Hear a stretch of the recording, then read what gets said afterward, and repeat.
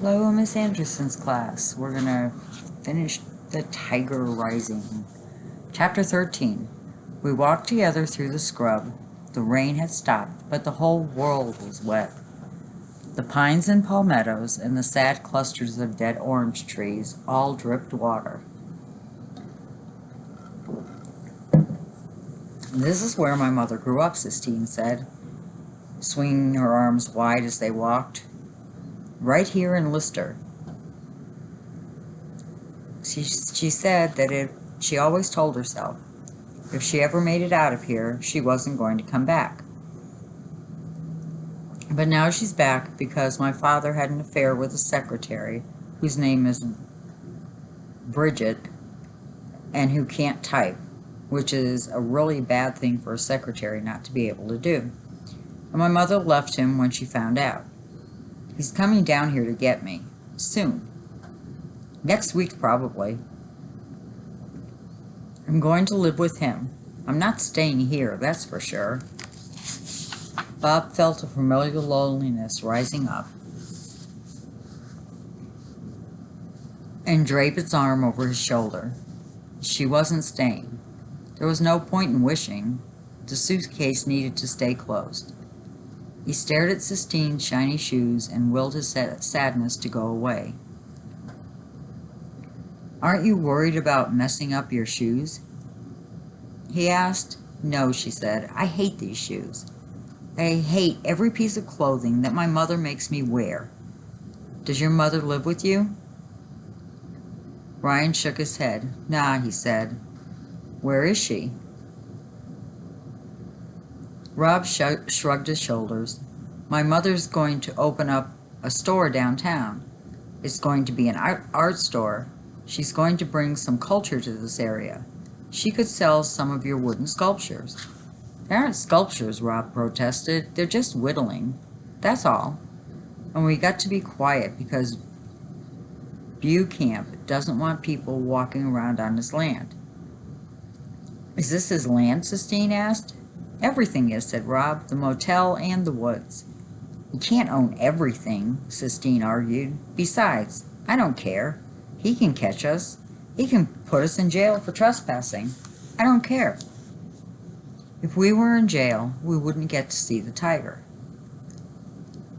Where's your mother? Sistine demanded suddenly. She stopped walking and stared at her. Shh, said Rob. You've got to be quiet. He kept walking. I don't have to be quiet, Sistine called after him. I want to know where your mother is. He turned around and looked at her. Her hands were on her hips. Her black eyes were narrowed. I don't want to see your stupid tiger, she shouted. I don't care about it. You don't know how to talk to people. I told you about my father and my mother and Bridget, and you didn't say anything. You won't even tell me about my mother. Keeping her hands on her hips, she turned around and started marching back in the direction of the Kentucky Star. Keep your stupid secret, she shouted. Keep your stupid tiger. I don't care. Rob watched her. Because she was wearing his jeans and his shirt, it was like looking into a funhouse mirror. It was like watching himself walk away. He shrugged and bent to scratch his legs. He told himself she didn't care.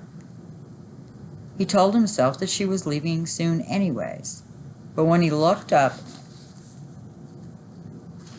and saw her getting smaller and smaller, it reminded him of his dream.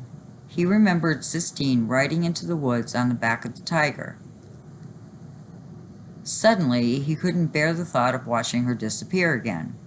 Wait up, he shouted, wait up, and he started to run towards her. Sistine turned and stopped. She waited for him with her hands on her hips. Well, she said when he got closer. She's dead, he told her. The words came out in short, ragged gasps. My mama's dead. Okay, said Sistine. She gave a quick professional nod of her head. She stepped towards him and Rob turned. Together they walked back to the other direction towards the tiger. Chapter 14. The cage was made out of rusted chain-link fence. There was a wood board that served as a roof, and there was a chain-link door that locked tight with 3 padlocks. Inside the cage, the tiger was still pacing back and forth, just as he had been the last time Rob saw him, as if he never stopped pacing, or as if Rob had never gone away. "Oh," said Sistine in the same voice she had used when she saw Rob's carvings. "He's beautiful." "Don't get too close," Rob ordered. "He might not like it if you stand too close." But the tiger ignored them. He concentrated on pacing. He was so enormous and bright that it was hard to look at him directly. "It's just like the poem says." "What?" said Rob. "That poem. The one that goes, 'Tiger, tiger, burning bright in the fortress of the night.' That poem. It's just like that. He burns bright." "Oh," said Rob. He nodded. He liked the fierce and beautiful way the words sounded. Just as he was getting ready to ask Sistine to say them again, she whirled around and faced him. "What's he doing way out here?" she demanded. Rob shrugged. I don't know," he said. "He's Buchamp's, I guess."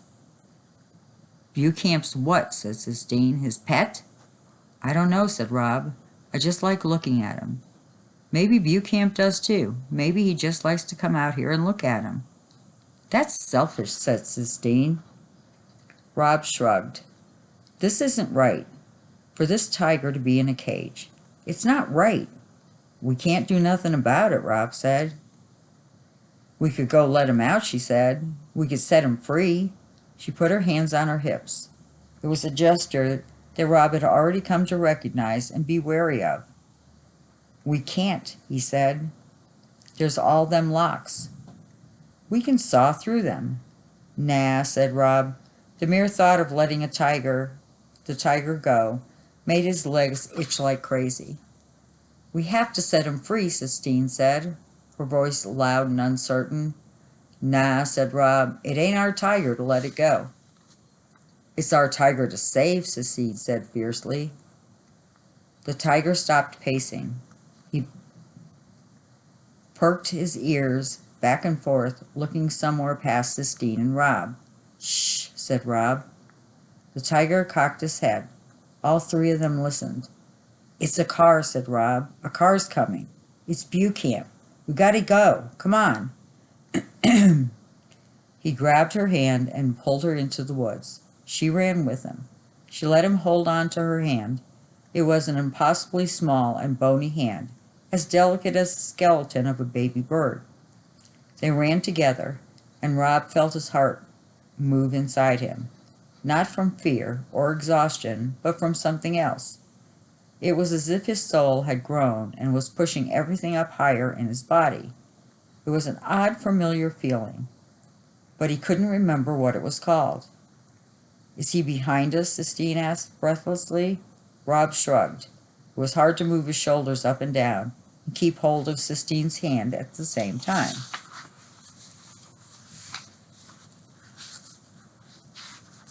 Sistine said, "Stop shrugging your shoulders at me. I hate it.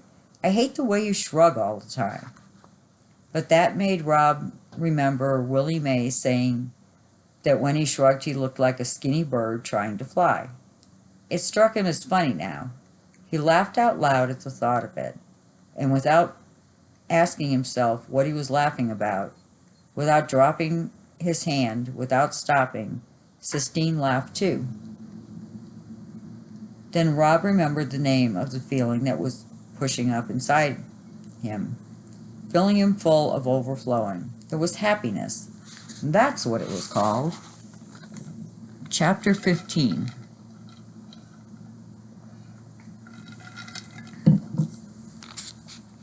By the time they made it back to the motel parking lot, it was dark outside, and they were both laughing so hard they could barely walk.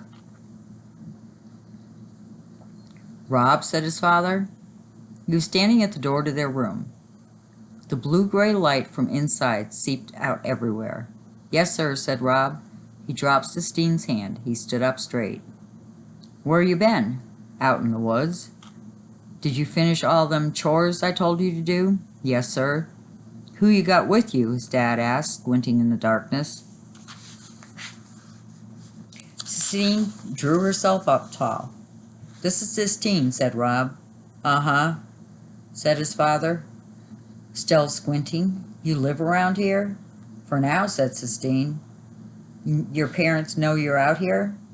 I was going to call my mother, said Sistine. There's a payphone down in the library, in the laundry room. In the laundry room? She put her hands on her hips. We don't got a phone in the room, Rob said to her softly. Good grief. Well, can I have some change at least? Rob's father reached into his pants pocket and pulled out a handful of coins.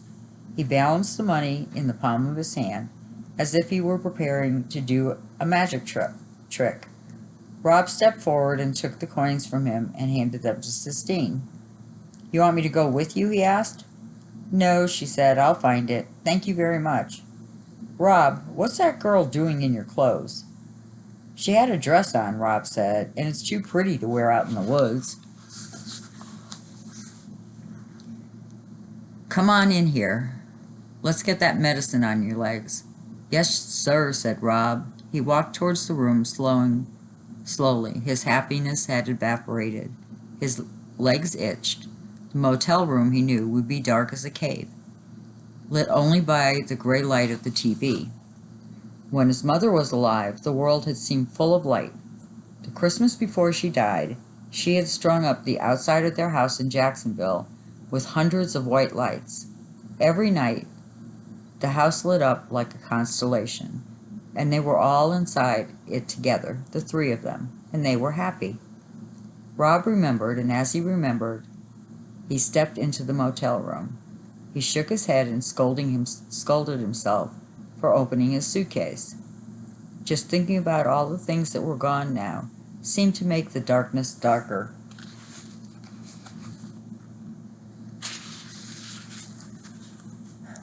Rob sat out on the curb in front of the motel and waited for Sistine to come back from the phone. He had her green dress wrapped up in a grocery bag. He had tried to fold the dress up neatly, but folding the dress turned out to be impossible. Now he held the bag out and away from him so that the grease from the medication on his legs wouldn't stain it. He was relieved when Sistine finally walked towards him in the darkness. Hey, he said. Hi. She sat down on the steps next to him. How come you don't have a phone? Rob shrugged. Ain't nobody to call, I guess. My mother's coming to get me, Sistine said. Rob nodded. Here's your dress. He handed her the bag. Sistine took it and then tilted her head to look up at the sky. Rob looked up too. The clouds had shifted and there were clear patches where the stars shone through. I can see the Big Dipper, she said. I like looking up at things. So do my mom and dad. That's how they met. They were both looking up at the Sistine Chapel, and they weren't watching where they were going, and they bumped into each other. That's why I'm named Sistine. I like your name. I've seen the Sistine ceiling too, she said. They took me last year, before Bridget, when they were still in love. Does it look like the pictures? Better, she said. It's like, I don't know, it looks like a fireworks kind of. Oh, said Rob. Maybe we could go to Italy sometime, and I can show you. That would be all right, said Rob. He smiled into the darkness. That tiger can't look up at the sky, Sistine said. He's got that piece of wood over his head. He can't look up at all. We've got to let him go. Rob was silent. He was hoping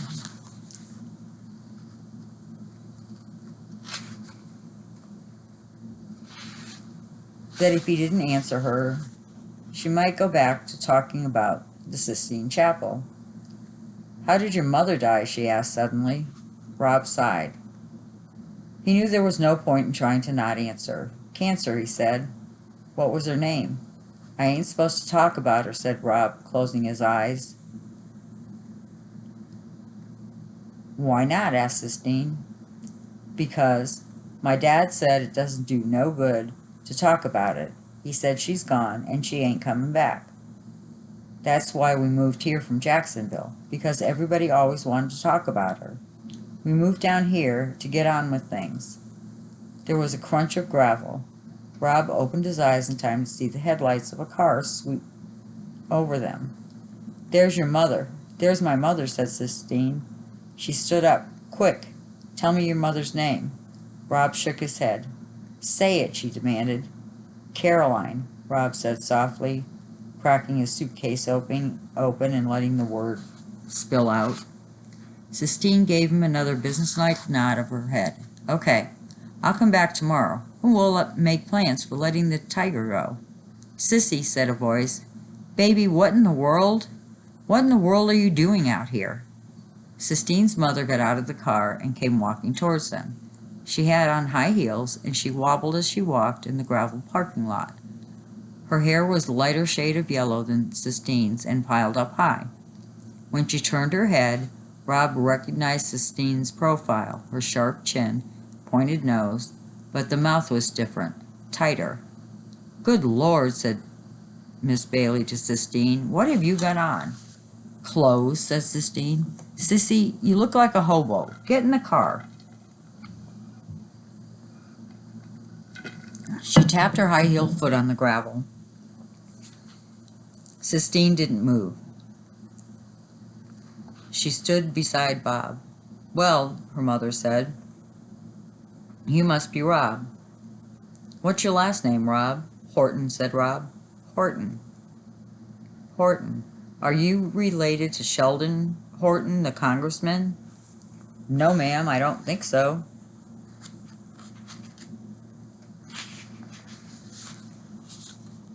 Miss Bailey's eyes flickered away from him and back to Sistine. "Baby, please get in the car." When Sistine still didn't move, Mrs. Bailey sighed and looked back at Rob. "She won't listen to a word I say. Her father is the only one she listens to." Then under her breath she muttered, "Her father the liar." Sistine growled somewhere deep in her throat and stalked to the car, got in, and slammed the door. "You're the liar," she shouted from the back seat of the car. "You're the one who lies."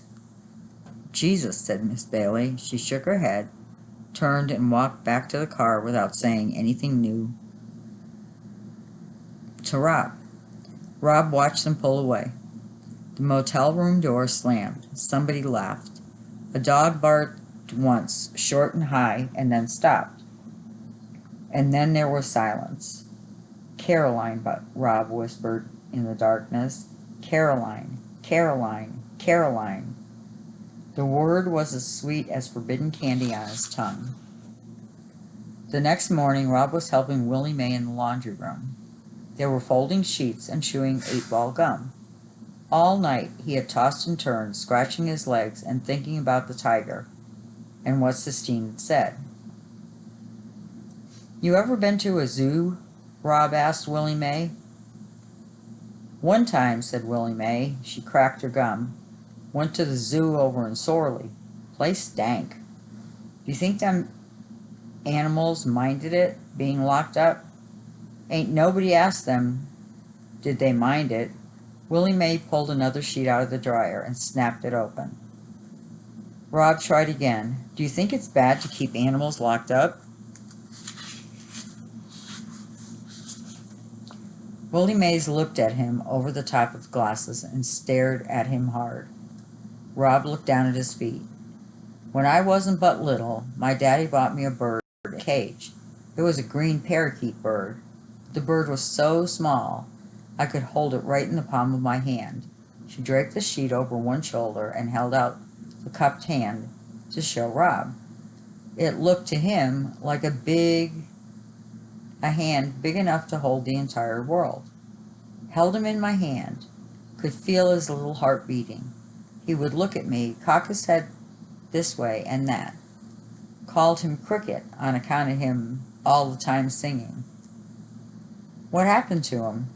Willie Mae bent and took a pillowcase out of the dryer.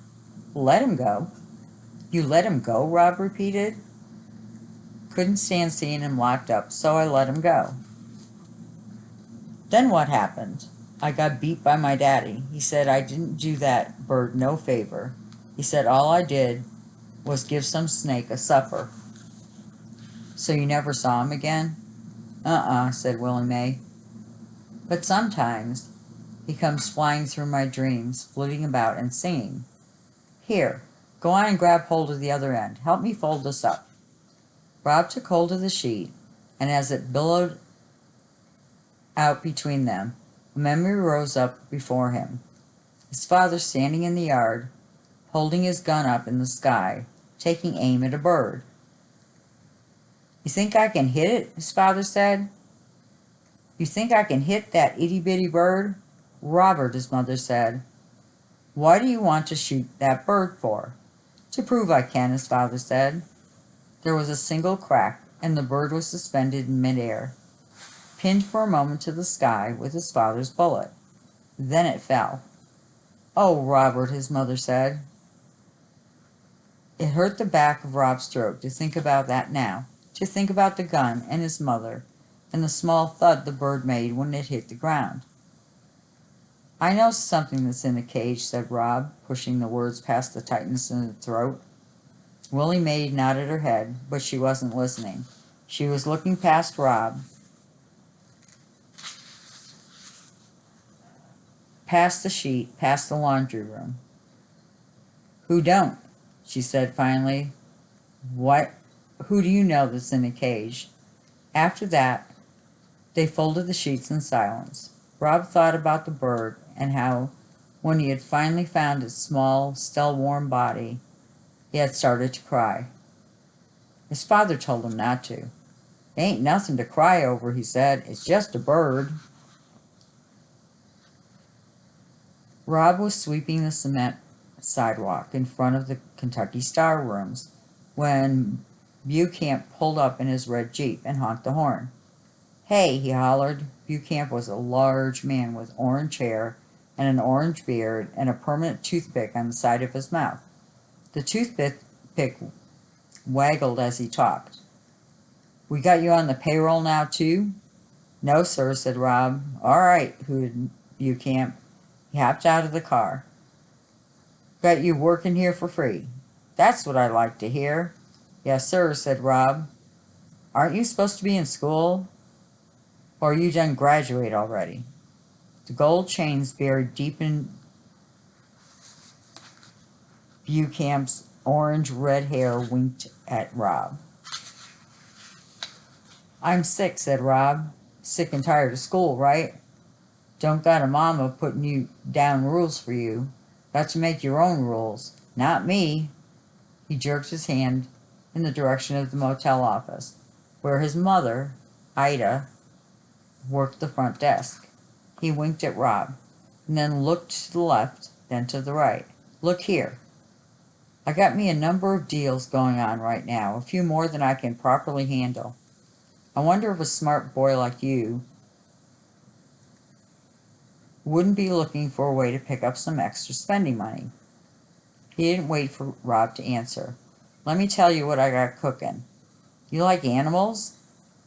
Rob nodded. Of course you do. What boy doesn't? You like wild animals? Rob's heart skipped a beat. He suddenly knew where Bucamp was headed. I got me a wild animal, he said. I got me a wild animal like you would not believe. Right here on my property. And I've got some plans for him. Big plans. But in the meantime, he needs someone taking care of him, doing daily maintenance. You follow me, son? Yes, sir, said Rob. All right, Bucamp said. He slapped Rob on the shoulder. Why don't you climb on into the Jeep? Let me take you for a ride, show you what I'm talking about. I'm supposed to be sweeping, said Rob. Who says? Said Mr. Bucamp, suddenly angry. Your daddy? He ain't the boss. I'm the boss. And if I say let's go, you say all right. All right. Rob looked over his shoulder, wishing fervently that Willie Mae or his father would appear to save him from Bucamp, knowing at the same time he couldn't be saved because he was on his own. Good. Climb on in.